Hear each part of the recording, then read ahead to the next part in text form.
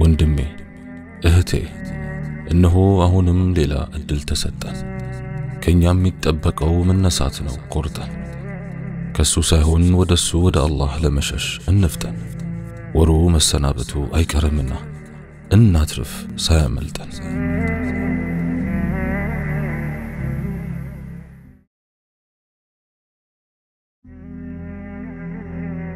بسم الله اللهم لك الحمد كما ينبغي لجلال وجهك وعظيم سلطانك، والصلاة والسلام على حبيبنا رسول الله وعلى آله وصحبه ومواله. رب اشرح لي صدري ويسر لي أمري واحلل عقدة من لساني يفقه قولي. السلام عليكم ورحمة الله وبركاته. ኃጢአትን የመፈጸም 43 መዘዞች ከዚህ ቀጥሎ በዝርዝር የሚቀርቡት ابن القيم الجوزي الله إذن الله جونا الجواب الكافي بتسنيو درساناتشو ياسفرواتشو يهاتيات مزازوچناتشو. عندنا أوقات من نفق هاتيات مفتم لأوقات من نفق يدرقال مكنياتهم أوقات الله سبحانه وتعالى نونا كقلب لاي يميانورو هاتيات يلبن برهان يتفعل. إمام الشافعي الله إذن الله جونا قنا وطاتي يالو كإمام مالك أتقب أوقات لمكسم بقربو جيزي إمام مالك أمرواتشون سلتنت يلبوناتشون برهنت مزنو اندهالواتشو أنت ودات الله يأوقات برهان كقلبه لاي اندانورو إيايونو أباك هاتيات بمفتسم يهن برهان أتاتفو. ولتنيا كالله قار مقرارت هاتياتنيا سو برسونا بالله مكاكل مرارك سلمي فتر دستا ارميون بتال የዚህች ዓለምን ጸጋዎች ቢሰጥ እንኳን የእርካታንና የደስታን ሽታ አያገኝም። ኃጢአት መፈጸም ከዚህ የባሰ መከራ ባያስከትል እንኳን ይህ ቅጣት ብቻ ይበቃው ነበር። ወላሂ አንድ ሰው ልቡ ከአላህ ሱብሓነሁ ወተዓላ መራቁን የእውቀት ባለቤት ለሆኑ ሰው ሲያጫውታቸው አላህን በተደጋጋሚ እንዲያስታውስ መከሩት። ኃጢአትን ደጋግሞ በፈጸመ ቁጥር ከአላህ ጋር ያለው መራራቅ ይበልጥ እየሰፋ እንደሚሄድም አስጠነቀቁት። ሶስተኛ ኃጢአት ከሰዎች ያርቃል። ኃጢአተኛ ከሰዎች ጋር ያለው መቀራረብ ይበልጡንም ከአላህ ባሮችና ከደጋግ ፈራህያን ጋር ያለው ቁርኝት ይበላሻል።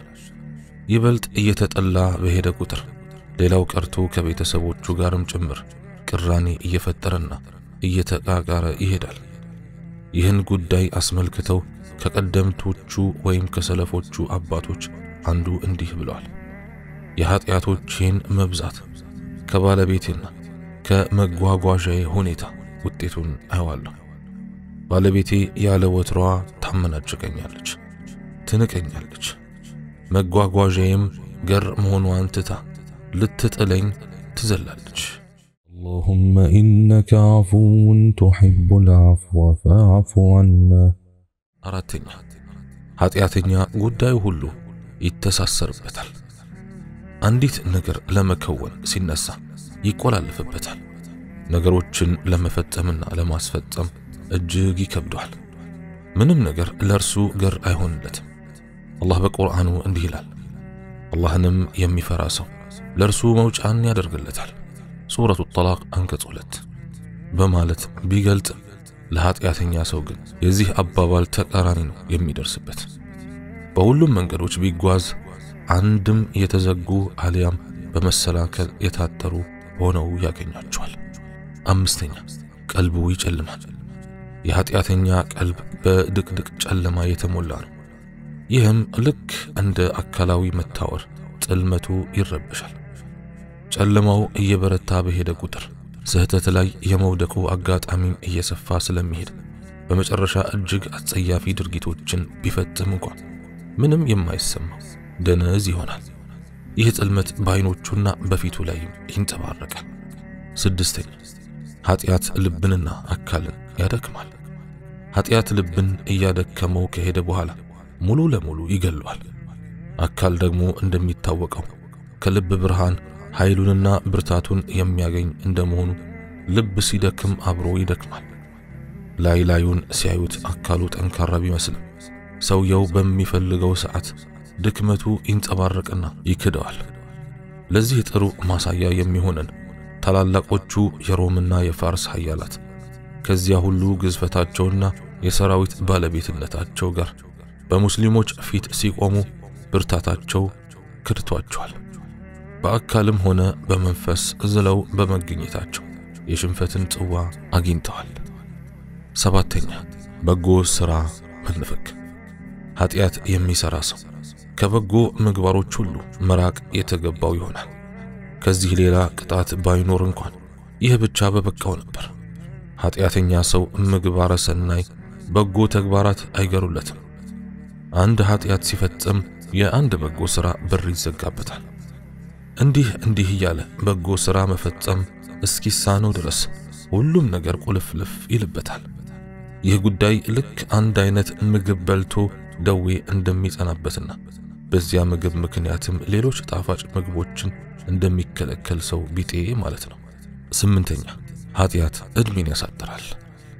ኃጢአት ዕድሜን ያሳጥራል፣ በረከቱንም ይነሳዋል። በጎ ምግባር ዕድሜን እንደሚያረዝመው ሁሉ ኃጢአት ደግሞ ያሳጥረዋል።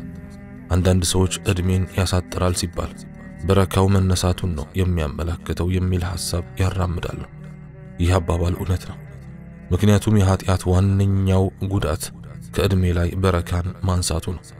በሌላ በኩል ደግሞ ዕድሜን በቀጥታ ይቀንሳል ባይ ናቸው። አላህ ለሲሳይ በረከት በርካታ ሰበቦችን እንዳደረገ ይታወቃል። በእነዚያ ሰበቦች አማካይነት ሲሳይን ይቀንሳል ወይም ይጨምራል። ዕድሜም እንደዚያው እንዲጨምርና እንዲቀንስ የሚያደርጉት ሰበቦች አሉት። ሌሎች ደግሞ እውነተኛ ሕይወት ቀልብ ሕያው ሆኖ የሚቆይበት ነው። በኃጢአት የጨቀየ ሰው በህልውና ቢንከላወስም ሕያውና ጣዕም ያለው ሕይወት እየገፋ ነው ለማለት ያስቸግራል ይላሉ። ዘጠነኛ ኃጢአት ሌላን ኃጢአት ያስከትላል። ኃጢአት ሌላን ኃጢአት እየጎተተ ስለሚያመጣ ባሪያውን ከማይወጣበት አዘቅት ውስጥ ይከተዋል። ቀደምት ሙስሊሞች ይህን በሚገባ ተገንዝበው ስለነበር እንዲህ ይላሉ። በኃጢአት የመዘፈቅ ቅጣት ሌላ ኃጢአት ጎትቶ በማምጣት ምርኮኛ ማድረጉ ነው። የመልካም ሥራ ትሩፋት ደግሞ ሌላ መልካም ሥራን ለመግጠም ማስቻሉ ነው። اللهم إنك عفو تحب العفو فاعف عنا። አስረኛ ቀልብን በማድከም የተውበትን በር ይዘጋል። እጅግ አደገኛ የሆነው የኃጢአት መዘዝ ሌላ ኃጢአትን ደራርቦ እንዲሰራ ፈጻሚውን የሚያነሳሳውን ያክል የተውበትን በር ደግሞ ቀስ በቀስ በመዝጋት ከአምላኩ ጋር የሚያቆራርጠው መሆኑ ነው። 11ኛ ኃጢአትን መጸየፍ ማቆም። ኃጢአተኛ ሰው ከስብዕናው ጋር ኃጢአት ሲዋሃድና ከነፍሱ ጋር ሲዋደድ ኃጢአትን መጸየፍ ያቆማል። ለኃጢአት የሚኖረው ጥላቻም ከእርሱ ላይ ይወገዳል። ስለሆነም ሰዎች ቢያዩት ግድ አይሰጠውም። እንዲያውም ባያዩት እንኳን ራሱ ስለፈጸመው ኃጢአት ይለፈልፋል። እንዲህ አይነት ሰዎች ኃጢአት ፈጽመው ዝም ማለት ስለማይሆንላቸው ለጓደኞቻቸውና ለሚያውቋቸው ሰዎች ለጉራ የፈጸሙትን ሁሉ ይዘረዝራሉ። ይህን መሳይ ሰዎችን አስመልክተው የአላህ ነብይ አለይሂ ሰላቱ ወሰላም የሚከተለውን ተናግረዋል። ተከታዮች ሁሉ ይቅርታ ይሰጣቸዋል ኃጢአትን ይፋ የሚያደርጉት ሲቀሩ። ኃጢአትን ይፋ ማድረግ ማለት ሰውየው አላህ ጥፋቱን ደብቆለት ሳለ ይህን ሰራው በማለት የሰራውን ኃጢአት ማጋለጡና አላህ ያኖረውን ግርዶ መግፈፉ ነው። ቡኻሪና ሙስሊም ዘግበውታል። 12ኛ እያንዳንዱ ኃጢአት የጥንት ክፉ ህዝቦች ውርስ ነው። ከቀደምት ህዝቦች ብዙዎቹ በአንድ አይነት ኃጢአት ይበልጥ ማንነታቸው ይጎላል። ከነዚህ ህዝቦች ብዙዎቹን አላህ እንዳወደማቸው ይታወቃል። ለምሳሌ የሉጥ ህዝቦች የሰዶማዊነት ጸያፍ ምግባር ጀማሪዎችና አስፋፊዎች ናቸው። ሚዛንንና ስፍርን በማጉደል የሰላቢነት ኃጢአት በመፈጸማቸው ከምድር ገጽ የጠፉት ደግሞ የነቢዩላህ ሹዓይብ ህዝቦች ነበሩ። ኩራትና ብክለትን ማስፋፋት የፊርዓውን ህዝቦች መለያ ባህሪ እንደሆነ ይታወቃል። ማሊክ ኢብኑ ዲናር ረዲየላሁ ዐንሁ እንዲህ ሲሉ አስተላልፏል። አላህ ከነገደ እስራኤል ነቢያት መካከል ላንዱ ህዝቦችህ ጠላቶቼ በገቡበት እንዳይገቡ፣ የእነርሱን አልባሳት እንዳይለብሱ፣ የእነርሱን መጓጓዣ እንዳይጋልቡ፣ ጠላቶችህን እንዳይመግቡ ንገራቸው። ይህን ካደረጉ ግን እነርሱም እነዚያ ጠላቶች ይሆናሉ የሚል ወሕይ አወረደለት። 13ኛ ኃጢአተኛ አላህ ዘንድ የተናቀ ነው። ኃጢአት ባሪያውን አላህ ስብሓንሁ ወተዓላ ዘንድ የተናቀና ግምት የማይሰጠው እንዲሆን ያደርገዋል። አልሐሰን አልበስሪ አላህ ይዘንላቸውና የሚከተለውን ብለዋል። ኃጢአተኞች አላህ ዘንድ የተናቁና የተዋረዱ ናቸው። ክብር ቢሰጣቸውም ኑሮ ከወንጀል ይጠብቃቸው ነበር። በቁርአኑ እንዲህ ይላል፣ አዑዙ ቢላሂ ሚነ ሸይጣን ረጂም ወመን ዩሂኒላሁ ፈማ ለሁ ሚን ሙክሪም ኢነላሃ የፍዐሉ ማ የሻእ። አላህ የሚያዋርደውም ሰው ለእርሱ ምንም አክባር የለውም፣ አላህ የሻውን ይሰራልና። ሱረቱ አልሐጅ አንቀጽ 18። እንዲህ አይነት ሰዎችን የሚያከብሩ ይኖራሉ።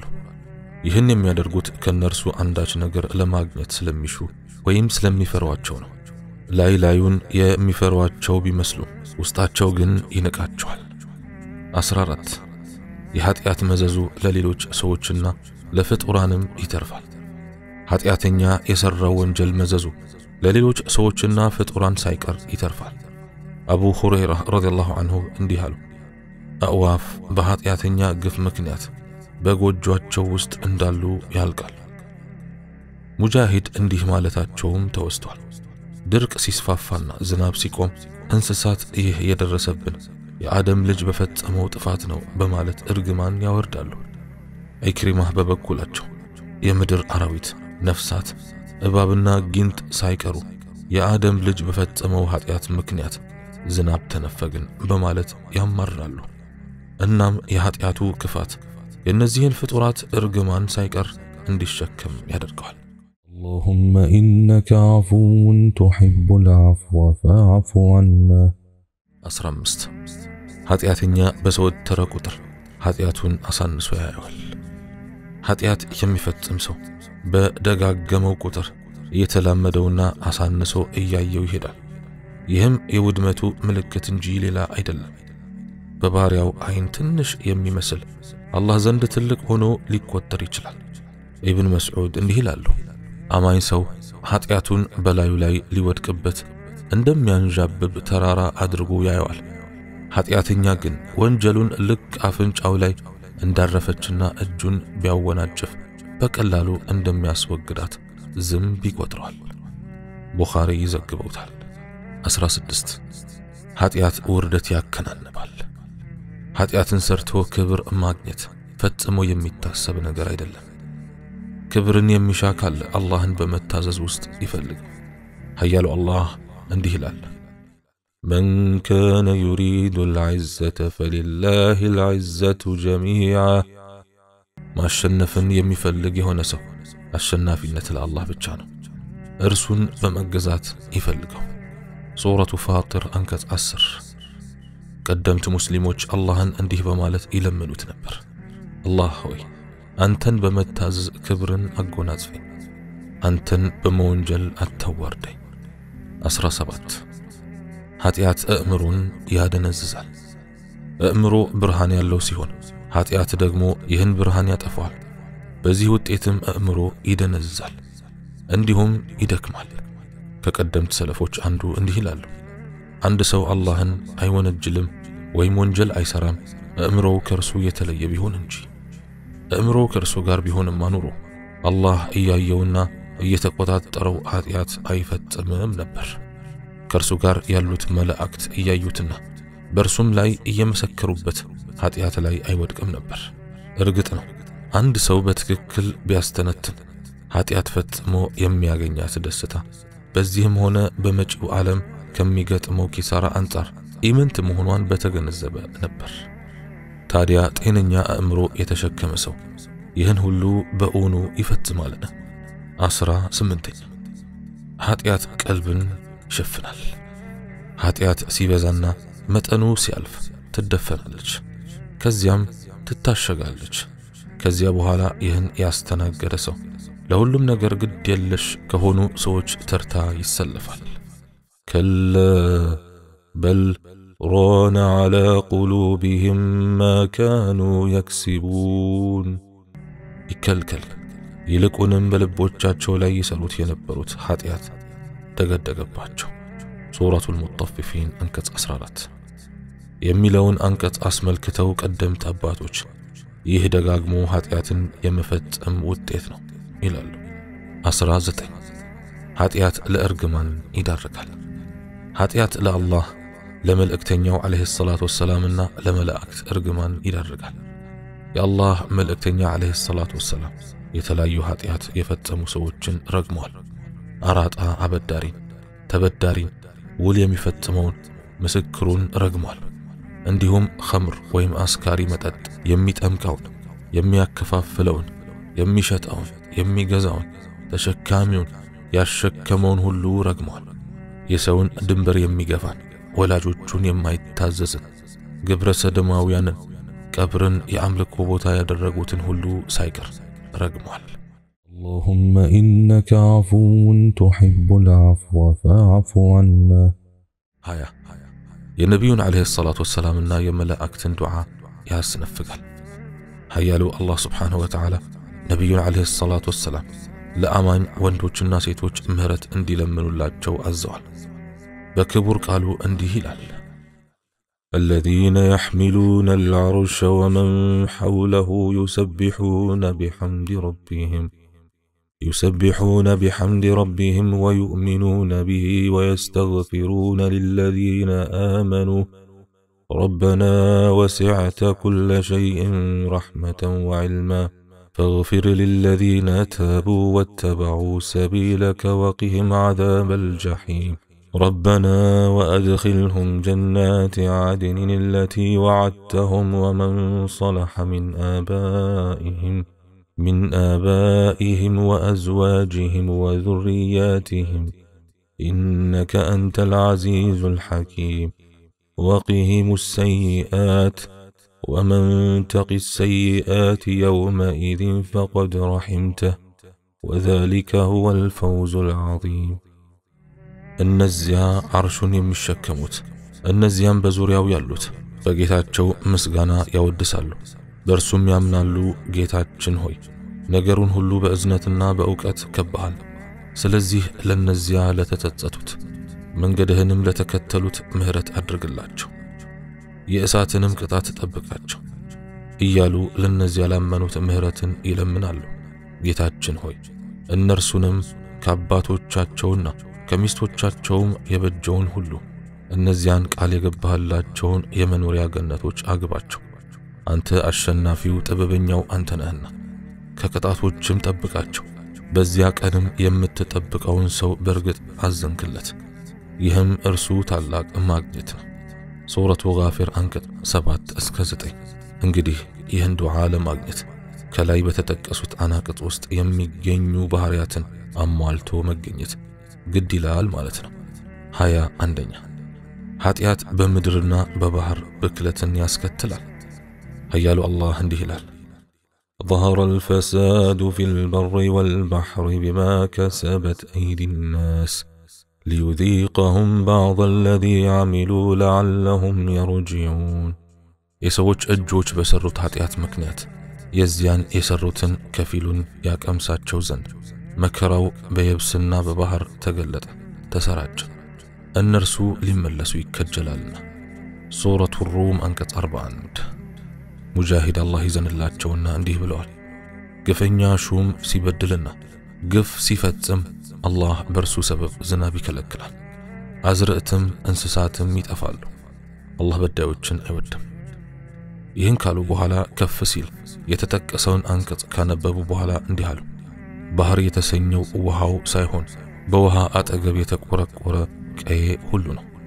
ኢክሪማም እንዲህ ብለዋል: ከአንቀጹ መቋጫ ላይ ከጥፋታቸው የከፊሉን ውጤት ሊያቀምሳቸው ይላል። የእኩይ ሰዎች ኃጢአት እጅግ የበረከተ ጥፋትና ብክለት በምድር አምጥተዋል።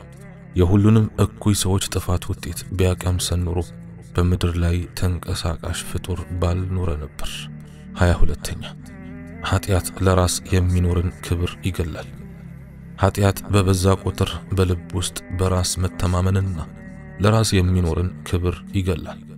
ይህ ማለት ኃጢአተኛው ይበልጥ በወንጀሉ እየተዘፈቀ በሄደ ቁጥር ለራሱ ለቤተሰቡና ለሌሎች ሰዎች የሚኖረው ክብር እየተነነ ይሄዳል። ይህ ሁኔታ ይበልጥ እየበረታና እያደገ ሲሄድ ከሰውየው ህሊናና ልቦና ላይ ቅንነት የሚባል ይነሳና ደዩት ይሆናል። ከዚያ በኋላ በልጆቹ በቤተሰቡና የአካባቢው ሰዎች ኃጢአት ሲፈጽሙ ቢያስተውል ምንም የማይሰማው ይሆናል። ይህን ደረጃ ካለፈ በኋላ እርሱ ወይም ሌሎች የሚፈጽሟቸውን ኃጢአቶች ጭራሽ እያሸበረቀና እያሰማመረ በማቅረብ ሌሎችም ወደዚያው ጎዳና እንዲገቡ ማገዝና መጎትጎት ይጀምራል። ይህ ሰው እንግዲህ ፋሲድ ወይም የተበላሸ የነበረ ሲሆን ከቆይታ በኋላ ደግሞ ሙፍሲድ ሌሎችን የሚያበላሽ ወደ መሆን ይሸጋግራል ማለት ነው። اللهم إنك عفو تحب العفو فاعف عنا 23ኛ ኃጢአት ሀፍረትን ወይም ሐያ ይገላል። ኃጢአት መፈጸም የይሉንታን መቀመጫ ቀልብን ይገላል።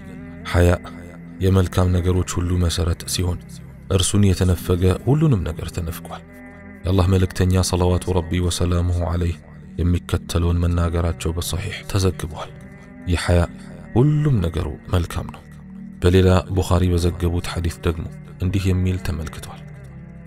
ለሰዎች ከተላለፉ የቀደምት ነቢያት ንግግሮች መካከል ሐያ ከሌለህ ወይም እፍረተ ቢስ ከሆንክ ያሻህን ሥራ የሚለው ይገኝበታል። ይህ ማለት ኃጢአት ሲደጋገምና የዕለት ተዕለት ሕይወት አካል ሲሆን ሀፍረት እየቀነሰ ሄዶ በመጨረሻ ከሰውየው ላይ ሙሉ ለሙሉ ይወገዳል ማለት ነው። ከዚያ በኋላ ሰውየው ስለሚፈጽማቸው ነገሮች ሰዎች ቢያውቁም ባያውቁም ግድ አይሰጠውም። 24ኛ ኃጢአት አላህን የማላቅ ስሜትን ያከስማል። ኃጢአት የሚፈጽም ሰው ይውደድም ይጥላም ከልቡ ላይ አላህን የማተለቅና የማላቅ በረከትን ይነፈጋል። መጀመሪያውንም ጌታውን የሚያልቅ ቢሆንማ ወንጀል አይሰራም ነበር። እንደዚያም ይሆንና አላህ ከእንዲህ አይነት ባሪያው ላይ የእርሱን የልቅና ስሜት ጥርግ አድርጎ ያስወግዳል። እርግጥ ነው ባሪያው ጌታውን ባፈቀርና በፈራው ልክ ሰዎችም እርሱን ያፈቅሩታል ይፈሩታል ነው። ይበልጥ አላህን ባከበረ ልክ ሰዎችም ያከብሩታል። 25ኛ ኃጢአተኛ አላህ ግምት የማይሰጠው ፍጡር ይሆናል። ወንጀልን የሚደፍር ሰው አላህ ዘንድ ምንም አይነት ግምት የማይሰጠውና የተናቀ ነው። ስለሆነም ለሸይጣን አሳልፎ ይሰጠዋል። ይህም መድህን የማይገኝለት ውርደት ነው።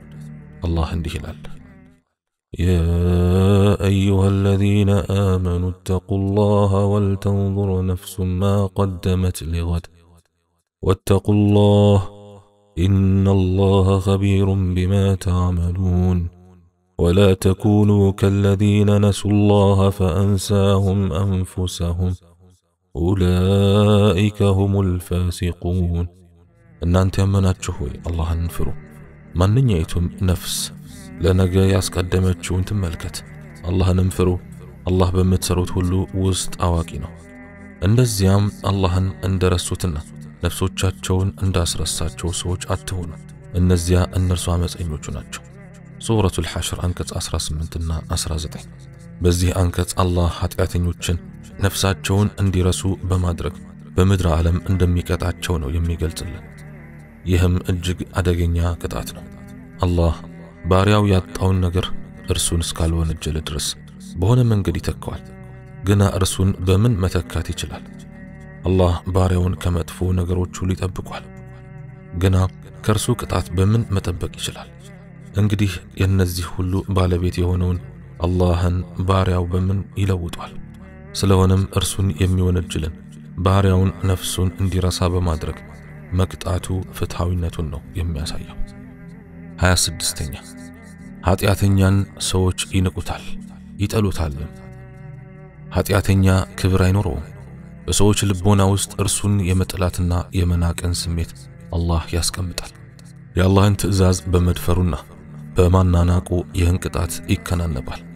ሰውየው ለአላህ ባለው ፍቅር መጠን ሰዎች ይወዱታል። ለአላህ ባለው ፍርሃት መጠን ሰዎች ይፈሩታል። ለአላህ ባለው ክብር መጠን ያከብሩታል።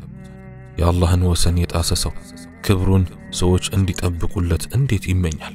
የአላህን መብት አናንቆ አላህ ከሰዎች ዘንድ የተናቀ እንዳያደርገው እንዴት ያልማል?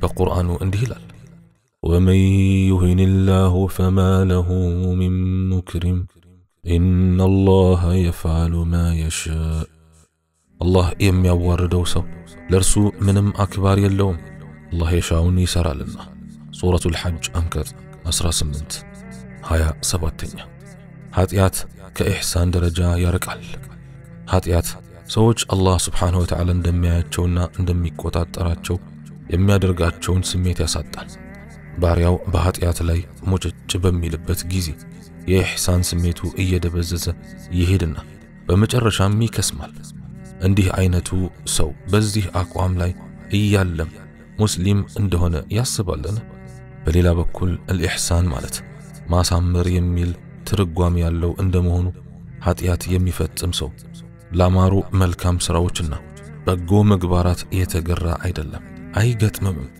اللهم إنك عفو تحب العفو فاعف عنا 28ኛ ቀልብን ይዘጋል ኃጢአት ባሪያው ስለ አላህና ስለ መጪው ዓለም እንዳያስታውስ ይዘጋዋል ምክንያቱም ኃጢአት ቀልቡን ሙሉ በሙሉ ይገለዋልና ያም ባይሆን ክፉኛ በሽተኛ ያደርገዋል አለዚያም ደግሞ ደካማ አድርጎ ያስቀረዋል የአላህ መልእክተኛ አለይሂ ሰላቱ ወሰለም የሚከተለውን ዱዓ በማድረግ የአላህን ጥበቃ ተማጽነዋል አላህ ሆይ ሐሳብና ሐዘን አቅም ማጣትና ስንፍናን ፍርሃትና ስስት የዕዳ ጫናና በወንድ ልጅ ከመሸነፍ ባንተ ተጠበቃለሁ 29ኛ ኃጢአት የአላህን ጸጋ ያስወግዳል علي بن أبي طالب رضي الله عنه እንዲህ ይላሉ ማንኛይቱም መከራ በሰው ልጅ ላይ የምትወድቀው በኃጢአት ምክንያት ሲሆን ማንኛይቱም መከራ የምትወገደው ደግሞ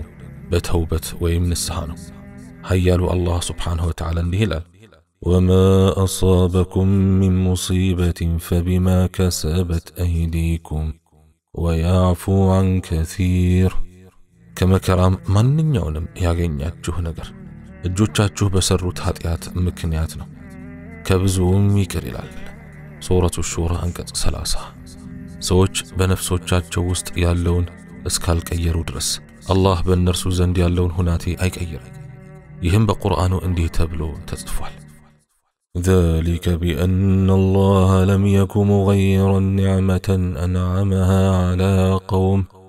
على قوم حتى يغيروا ما بأنفسهم وأن الله سميع عليم ይህ ቅጣት የሆነው አላህ በህዝቦች ላይ የለገሰውን ጸጋ በነፍሶቻቸው ያለውን ነገር እስከሚለውጡ ድረስ የማይለውጥ በመሆኑ ምክንያት ነው አላህም ሰሚ አዋቂ ነው ሱረቱል አንፋል አንቀጽ 53 ሰውየው አላህን መታዘዙን ትቶ መወንጀል ሲያመጣ በማመስገን ፋንታ ሲክድ ሁኔታዎች ሁሉ በተቃራኒና እንደሚጠላቸው ሆነው ይቀየሩበታል ማለት ነው 30 አላህ በኃጢአተኛ ልብ ላይ ፍርሃትና ድንጋጤን ይጥላል ኃጢአተኛ ሰው ሁሌም በፍርሃት እንደተሸነፈ ነው የሚኖረው ምክንያቱም አላህን መታዘዝና ከኃጢአት እድፈት መንጻት የርሱ ምሽግ በመሆኑ ነው እዚያ ምሽግ የገባ ደግሞ በዚህችም ሆነ በመጪው ዓለም ከአደጋ የተጠበቀ 31ኛ ኃጢአት ቀልብን ያሳውራል ኃጢአት ቀልብ በተደጋጋሚ በበሽታ እንዲያዝ ያደርጋል ስለሆነም ሕያው እንዲሆን የሚያስችለውን ቀለብ ወይም ምግብ እንዳያገኝ ያቀበዋል 32 ኃጢአት የሐፍረት ምንጭ ነው አላህን መታዘዝ ሰውየውን ጠንካራ እንደሚያደርገው በኃጢአት መዘፈቅ ደግሞ የሐፍረት ምንጭ ነው አላህ Subhanahu Wa Ta'ala እንዲህ ይላል قد أفلح من زكاها وقد خاب من دساها በኃጢአት ያጠራት ሰው ፍላጎቱን አገኘ በኃጢአት የሸፈናትም ሰው በእውነት አፈረ ሱረቱ ሸምስ አንቀጽ 9 እና 10 33ኛ የሰይጣንና የስሜት እስረኛ ኃጢአተኛ ሰው ምን ጊዜም የነፍስያው እስረኛ ሲሆን ስሜቱ የሚጠይቀውን በማሟላት ነፍስያውን በመኻደም ሁሌም የተጠመደ በመሆኑ ለሸይጣን ምርኮኝነት ይጋለጣል ስለሆነም በነፍስያና ሸይጣን ሰንሰለት የተከፈደደች ልብ እንዴት ወደ ጌታ ውዴታ ልታመራ ትችላለች ቀልብ ልክ እንደ ወፍ ስትሆን ይበልጥ ከፍ ብላ በበረረች ቁጥር ከነጣቂ ንስሮች ወይም አዳኞች ጥቃት ትተርፋለች ዝቅ ብላ በበረረች ቁጥር ደግሞ ተቃራኒው ይገጥማታል በሐዲሱ እንዲህ የሚል ተላልፏል ሸይጣን ለሰው ልጅ ተኩላ ነው አሕመድ ዘግበውታል። ስለሆነም ቀልብ ከአላህ ስብሓንሁ ወተዓላ በራቀች ቁጥር ይበልጥ በበሽታ የመጠቃቷ እድል ሰፊ ነው። እንዲሁም በቀረበች ቁጥር በአጋላባጩ ይሆናል ማለት ነው። ዝንጋቴ ወይም ገፍላ ከአላህ ያርቃል። ወንጀል ደግሞ ከዝንጋቴ በባሰ ሁኔታ ያርቃል። ከተራ ወንጀል ወይም ኃጢአት ይልቅ ቢድዓ ወይም በሃይማኖት ላይ የሚደረግ ፈጠራ ይበልጥ ከአላህ ያርቃል። ኒፋቅና ሽርክ ከሁሉም በከፋ ሁኔታ ከአላህ ያርቃል። اللهم إنك عفو تحب العفو فاعف عنا 34ኛ ኃጢአተኛ ክብሩን ዝናውንና ማዕረጉን ያጣል። ኃጢአት የሚፈጽም ሰው ክብሩን በማህበረሰቡ ዘንድ ያለውን መልካም ስም ያጣል። በአላህና በፍጡራኑ ዘንድም የተናቀና ክብር የማይሰጠው ወራዳ ይሆናል። 35ኛ የክብር ስሞችን መነፈግና ኃጢአትን በሚገልጹ ስያሜዎች መጠራት። ኃጢአተኛ የሆነ ሰው የክብር ስሞችን ሁሉ ይነፈጋል።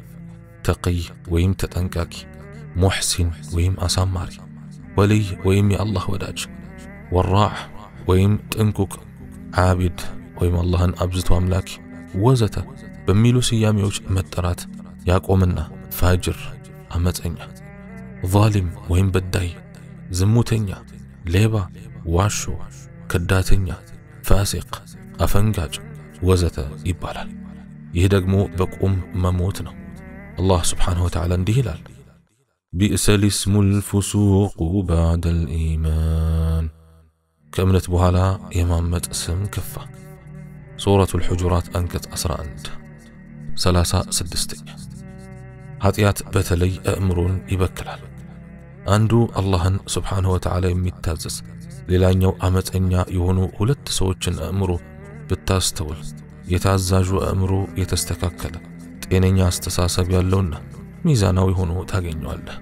ስለሆነም ኃያሉ አላህ በቁርአኑ እንዲህ ይላል፣ ወተቁኒ ያ ኡሊል አልባብ፣ የአእምሮች ባለቤቶች ሆይ ፍሩኝ።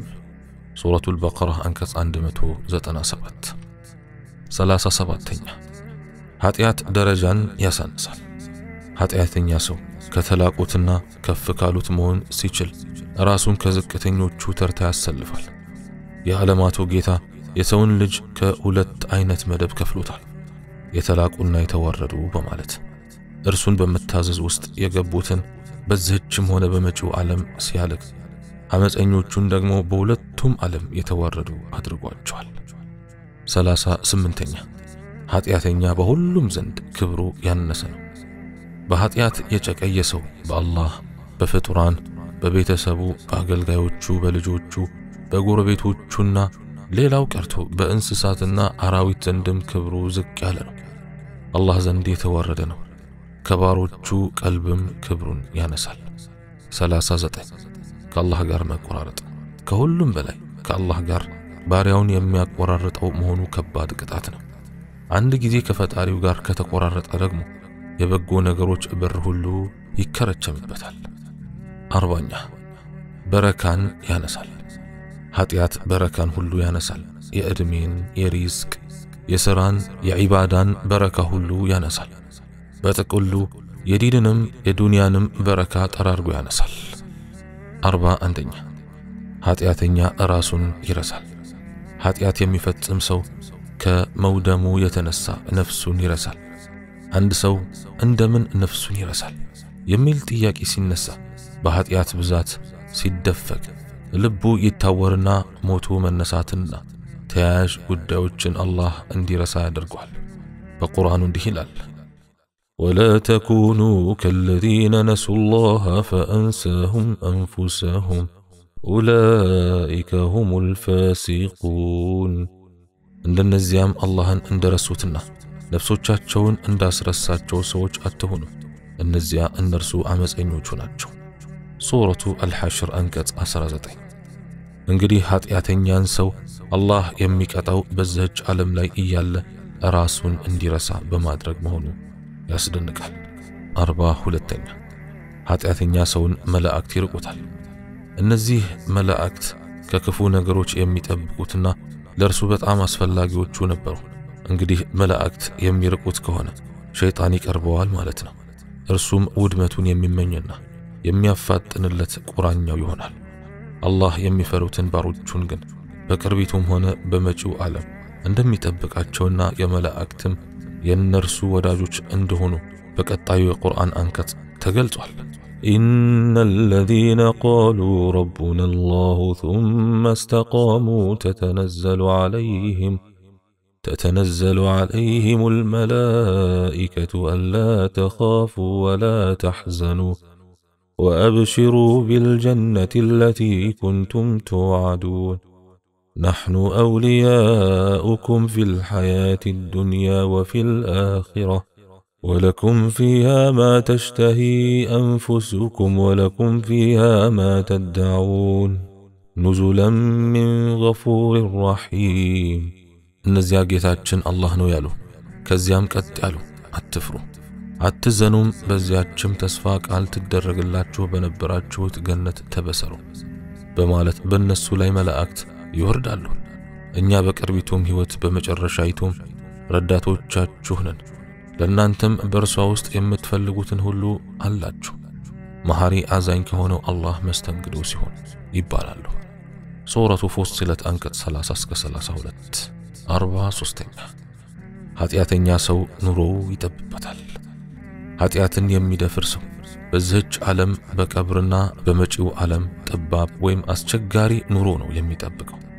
አላህ እንዲህ ይላል ومن أعرض عن ذكري فإن له معيشة ضنكا ونحشره يوم القيامة أعمى قال رب لم حشرتني أعمى وقد كنت بصيرا قال كذلك أتتك آياتنا فنسيتها وكذلك اليوم تنسى كقصات يزورسو لرسوت أباب نرو الله በትንሣኤም ቀን እውር ሆኖ እንቀሰቅሰዋለን። ጌታዬ ሆይ ለምን እውር አድርገህ አስነሳኸኝ? በርግጥ የማየ ነበርኩ ስሆን ይላል። ነገሩ እንደዚሁ ነው። ተአምራታችን መጣችልህ ተውካትም፣ እንደዚሁም ዛሬ ትተዋለህ ይለዋል። ሱረቱ ጣሃ አንቀጽ 124 እስከ 126 አላህ ስብሓንሁ ወተዓላ በረሕመቱ ከኃጢአት ከወንጀል ይጠብቃል። اللهم يا مقلب القلوب ثبت قلوبنا على دينك اللهم اغفر لنا جميع ذنوبنا فإنه لا يغفر الذنوب إلا أنت اللهم تب علينا اللهم تب علينا اللهم تب علينا الله سبحانه وتعالى أني بتناكر كنت أنتم بسمات شوت يمن التكم يدرك سبحانك اللهم وبحمدك أشهد أن لا إله إلا أنت أستغفرك وأتوب إليك وآخر دعوانا أن الحمد لله رب العالمين والسلام عليكم ورحمة الله وبركاته.